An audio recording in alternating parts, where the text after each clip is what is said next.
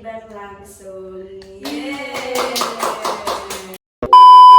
Kali ini kita akan membahas tema tentang apa sih? Kali ini kita tuh bakal ngebahas mengenai pertempuran medan area.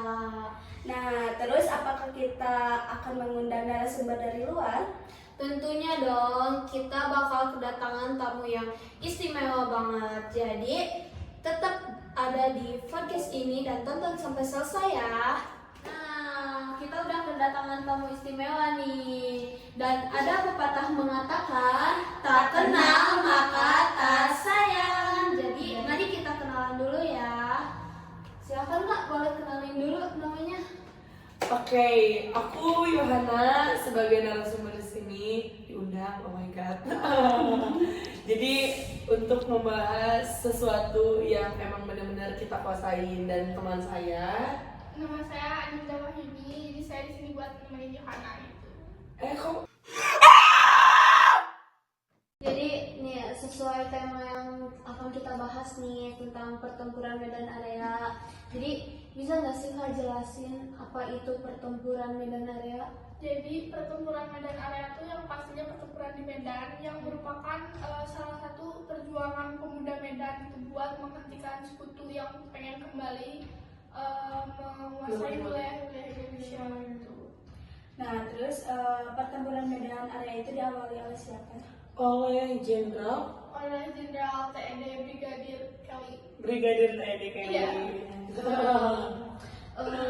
Kapan sih terjadinya perang medan area ini? 9 Oktober 1945. 45.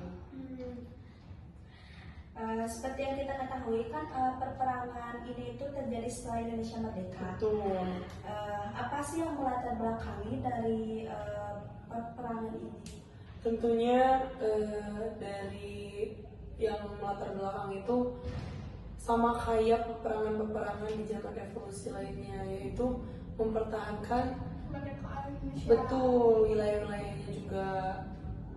Lalu apa sih dampak inti dari peperangan medan area ini? Dampak intinya sih yang pasti Medan itu jadi tempat pertempuran gitu dari Indonesia sama sekutunya itu tadi. Terus Medan itu yang awalnya bukan tempat bantai membantai kayak bunuh membunuh gitu, jadi tempat pertumpahan darahnya akibat dari peperangan sekutu sama Indonesia tadi gitu. Kenapa para sekutu bisa masuk ke area Sumatera Utara?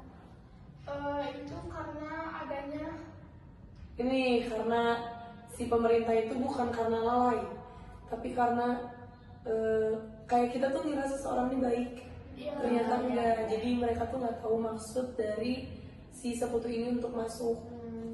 ya karena jadi makanya karena nggak tahu malah pemerintah Sumatera ini tuh memperkenankan mereka buat tinggal di hotel-hotel besar kayak hotel Astoria, Grand Hotel itu karena nggak tahu maksud utama mereka tuh apa gitu. Mereka juga menghormati si sekutu ini untuk masuk bersamaan dengan nikah. Ya. Nikah ini udah bener-bener diurus dari awal untuk ngambil alih pemerintahan Indonesia, sedangkan pemerintahan Sumatera Utara menghormati mereka karena tugas mereka untuk mengurus tawanan Jepang ya. gitu.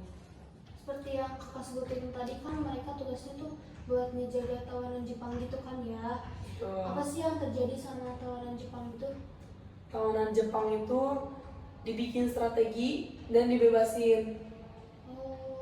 Lalu kenapa tawanan Jepang itu harus dibebasin gitu? Ya tentunya karena ada izin gitu dari gubernurnya juga pastinya, jadi mereka dibebasin gitu. Iya, tujuan aslinya sih nggak tahu ya, pastinya karena udah ada izin dari atasan makanya dibebasin gitu. Nah, terus bagaimana sih perubahan sikap dari tawanan Jepang tersebut? Perubahannya tuh mereka tuh jadi sifatnya kan kayak compak banget gitu, mungkin kayak mereka merasanya sebelumnya tawanan gitu, sekarang dibebasin gitu jadi pasukan, makanya kayak ngerasa mereka tuh pemenang perang dunia kedua, jadi mereka tuh compak banget. Betul. Juga si tawanan-tawanan ini dibentuk jadi prajurit batalion. Nama batalionnya tuh Batalion Kenil, yang dimana kan sekarang tuh batalion tuh jadi hak Indonesia ya. Sedangkan dulu tuh batalion termasuk ke prajurit-prajuritnya sekutu gitu. Dan negara dan itu sih apa sih wilayah Medan tuh bikin yang namanya Tentara Keamanan Rakyat atau TKR. Terus kan bukan setelah sih, bersamaan dengan insiden tersebut yang lepasnya dan terbentuknya Batalion Kenil dan TKR, apa sih namanya, ada insiden lain, yaitu insiden pemuda, kita sebutnya itu tuh, yang terjadi di hotel-hotel yang diteduhi atau yang ditempatin oleh sekutu. Apa sih, bagaimana insiden pemuda itu terjadi? Ini tuh mulainya karena ada salah satu penghuni hotel, jadi dia tuh merampas salah satu lencana merah putih yang dipakai sama Pemuda Medan. ya pemuda Medan, udah gitu terus diinjek-injek gitu rencananya. Apalagi kan itu tuh lencana tuh kayak identitas banget gitu kan. Makanya kita ya. Iya, makanya pemudanya tuh marah besar semua. Ya, pastinya kita juga sebagai orang Indonesia kayak sekali hati gak sih diinjak-injak itu. Nah terus dari insiden-insiden pemuda tersebut apakah ada korban? Yang pastinya ada sih ya, sekitar 96 orang luka-luka gitu. Tapi untungnya yang banyak orang luka-luka itu tuh untungnya orang-orangnya luka gitu. Iya betul. Nah, barusan kan ada insiden pemuda ya. Benar.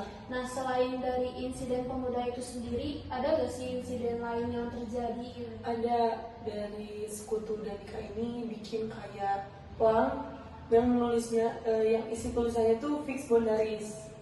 Ya, terus si papan-papan itu ditempel, dipasang-pasang di seluruh penjuru kota Medan gitu. Betul.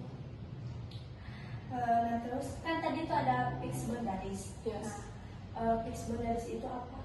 Fix Bondaris itu adalah tanda untuk perbatasannya Medan, tapi ini tuh enggak yang secara resmi karena batas ini tuh diputusinnya cuma satu pihak aja tanpa disetujuin sama pihak Medannya. Gitu. Terus ada gak sih aksi yang dilakukan pihak sekutu Danica itu? Aksi-aksinya tuh kayak teror misalnya. Ya, mereka tuh teror gitu ke rakyat Medan ya. Sampai-sampai si rencana untuk pengusiran ini tuh bukan berubah sih, dibales sama pengepungan. Dan mereka tuh punya aksi lain, yaitu rencana untuk menghancurkan konsennya TKR. Nah terus kan tadi tuh ada rencana penguatan untuk konsen TKR. Nah apakah konsen TKR itu berhasil atau gagal? Untungnya ini tuh berhasil digagalkan. Jadi berhasil atau gagal? Gagal. Berhasil digagalkan. Ya.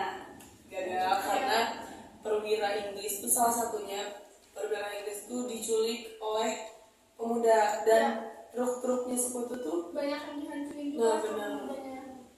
Terus responnya sekutu dengan penculikan jenderal perwira dari Inggris dan perusakan mobil-mobil dari sekutu itu gimana sih?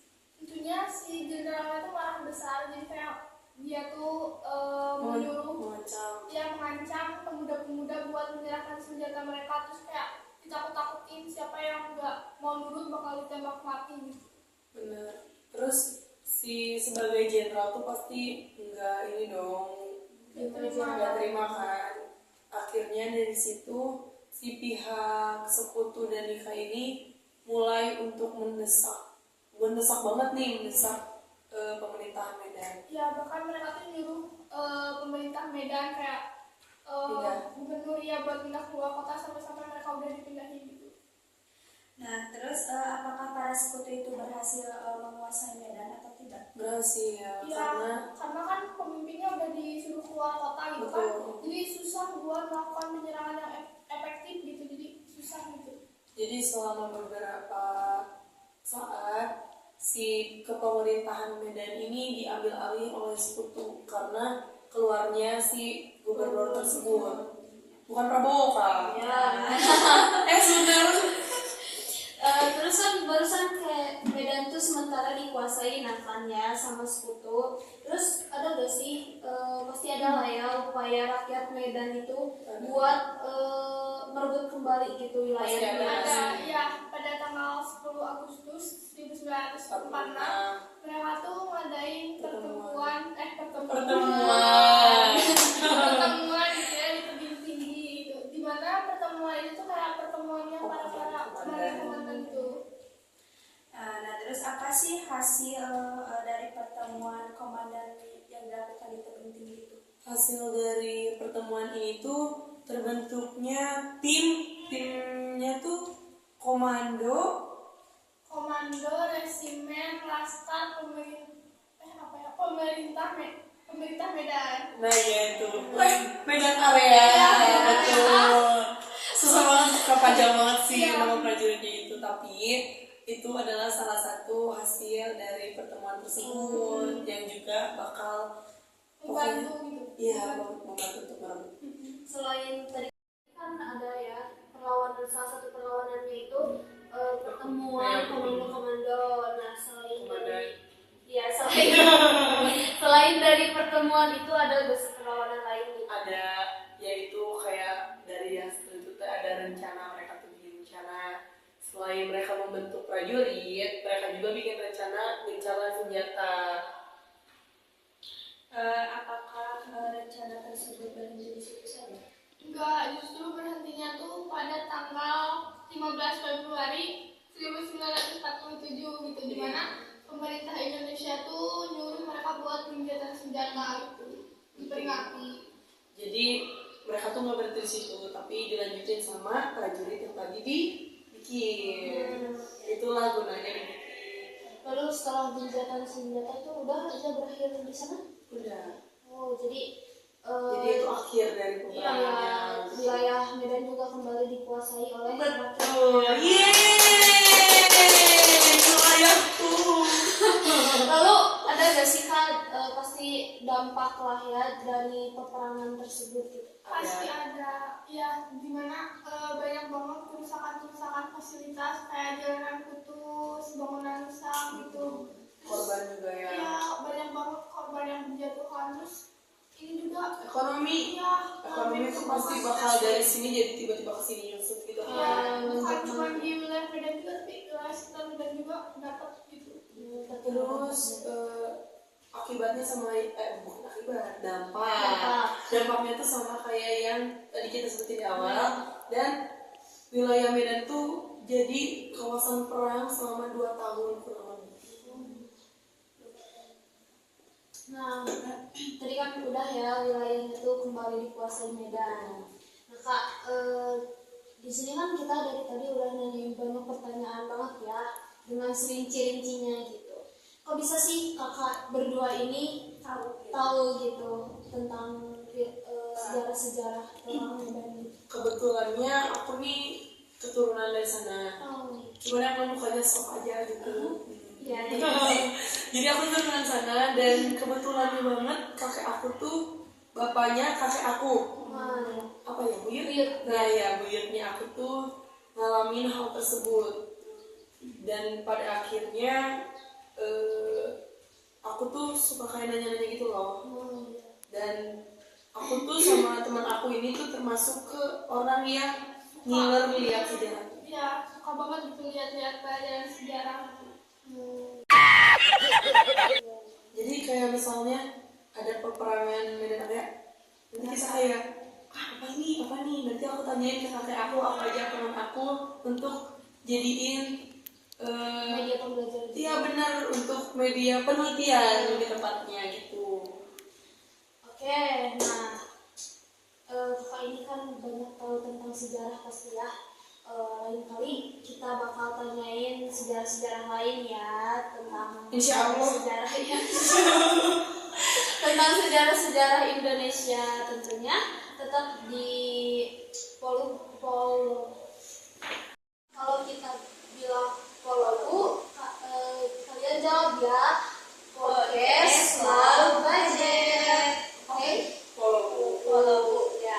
Podcast Walau Budget. Oke. Sekian ya podcast kita kali ini. Stay tune di